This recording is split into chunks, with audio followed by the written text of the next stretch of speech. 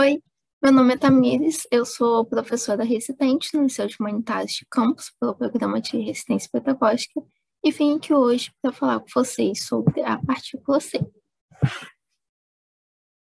Mas antes de começarmos o assunto de hoje, vocês se lembram que eu deixei um desafio na aula passada para vocês identificarem o sujeito nessa frase? Alguém pagou a dívida. Eu sei que falei com vocês que quando a gente tem sujeito indeterminado, a gente pode retirar o C e acrescentar o pronome definido alguém na posição de sujeito. Mas essa é apenas uma estratégia para se identificar o sujeito indeterminado. Não quer dizer que a frase que você está analisando seja a que você fez as substituições. Além disso, apesar de alguém ter sentido de coisa indeterminada, indefinida, a palavra está presente na frase e o verbo pode concordar com ela, como é o caso aqui. Lembra da estratégia dos argumentos do verbo do quebra-cabeça?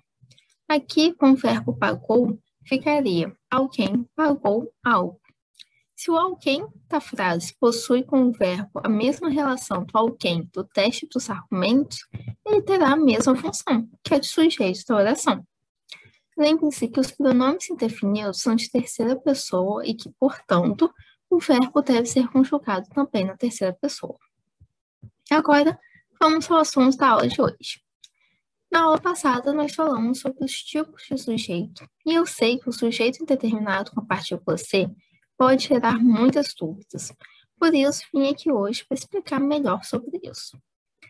Na língua portuguesa, a partícula C pode ser conjunção ou pronome. No estudo de função sintática, nos interessa apenas 2 das 5 funções que a partícula C desempenha como pronome: a de partícula apassivadora e a de índice de indeterminação do sujeito. A partícula apassivadora aparece quando temos sujeito paciente, ou seja, quando o sujeito está sendo alvo da ação do verbo, que está na voz passiva.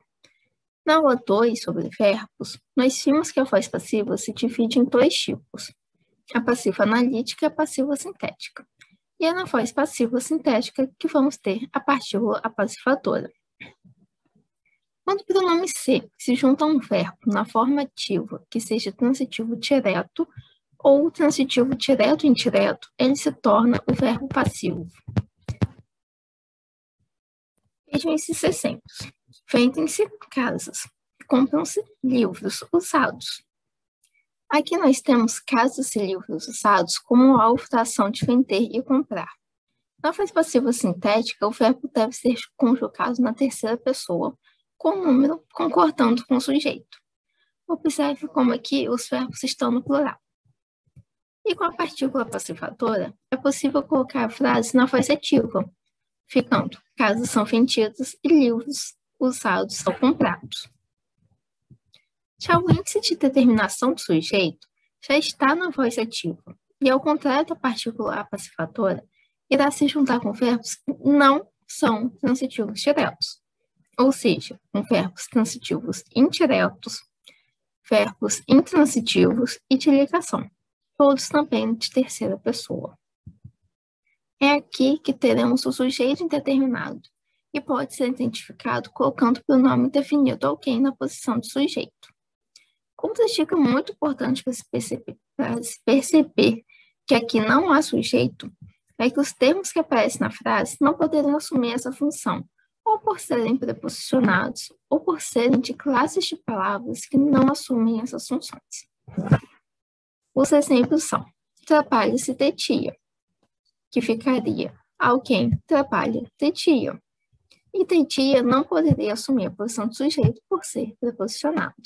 A mesma coisa em precisa-se de garçons, ou então em trata-se de assuntos nacionais. No exemplo, no casamento sempre se fica nervoso, adicionando alguém na posição de sujeito, teremos alguém que sempre fica nervoso no casamento.